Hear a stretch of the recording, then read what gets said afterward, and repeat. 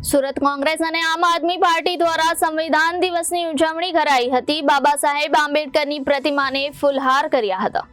ભારતીય સંવિધાનને 75મી વર્ષગાંઠને લઈને દેશભરમાં ઉજવણી કરાઈ રહી છે। આથી સુરત શહેર કોંગ્રેસ સમિતિ દ્વારા 75મા સંવિધાન દિવસની ઉજવણી કરવામાં આવી હતી।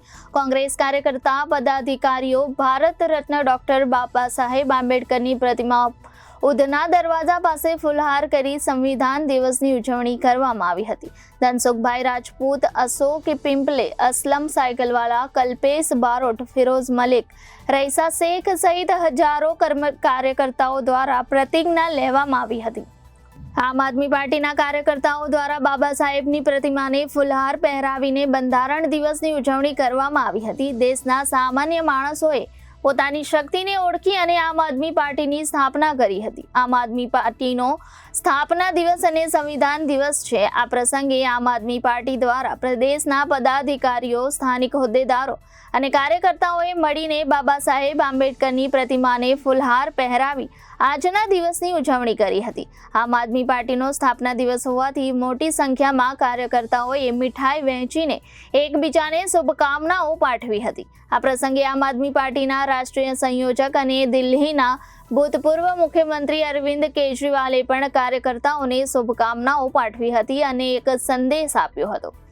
આમ આદમી પાર્ટીના રાષ્ટ્રીય સંયોજક અરવિંદ કેજરીવાલે કાર્યકર્તાઓને સંદેશો આપતા જણાવ્યું હતું, 2012નો આ દિવસ ઇતિહાસની એક ક્ષણ છે જ્યારે દેશના સામાન્ય માણસોએ પોતાની શક્તિને ઓળખી અને આમ આદમી પાર્ટીની સ્થાપના કરી।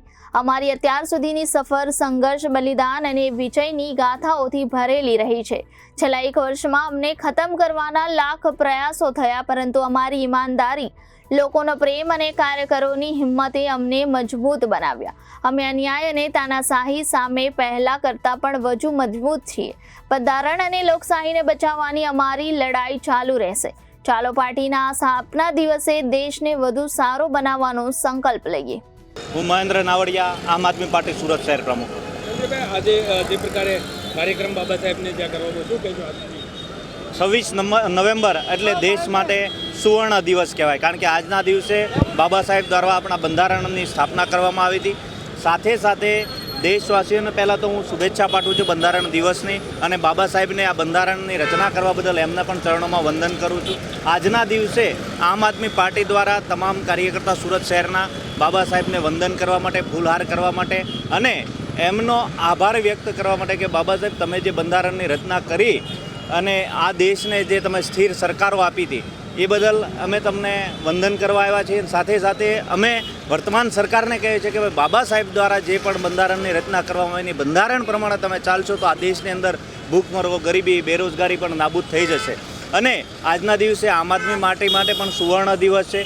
આજના દિવસે આમ આદમી પાર્ટીનો પણ સ્થાપના દિવસ છે, માટે હું આમ આદમી પાર્ટીના તમામ દેશના કાર્યકર્તાઓને પણ શુભેચ્છા પાઠવું છું। સાથે સાથે સૌને અપીલ પણ કરું છું કે આવનારા દિવસોની અંદર પાર્ટી ખૂબ મજબૂત કરો અને આગળ વધો, એવી સૌને શુભકામના સાથે આજના દિવસના સૌને મારા જય ભીમ।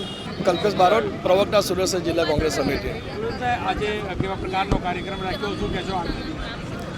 26મી નવેમ્બર 1949ના રોજ સંસદની અંદર બંધારણનું રચના કરવામાં આવેલી હતી। તેને આજે દેશની ભાજપા સરકાર બંધારણ તોડવાનો પ્રયત્ન કરી રહી છે, બંધારણમાં છેડછાડ કરવાનો પ્રયત્ન કરી છે। ત્યારે સમગ્ર દેશમાં, ગુજરાતમાં અને સુરતમાં બંધારણ બચાવોના એક કાર્યક્રમનું આયોજન કરવામાં આવ્યું છે અને આ કાર્યક્રમ સુરત શહેર જિલ્લા કોંગ્રેસના પ્રમુખ ધનસુખભાઈ રાજપૂતની આગેવાનીમાં હજારો કાર્યકર્તા ઉધના દરવાજા ખાતે બાબા સાહેબ આંબેડકરની પ્રતિમા ખાતે ફૂલહાર કરીને બંધારણની એક પ્રતિજ્ઞા લેવામાં આવી હતી।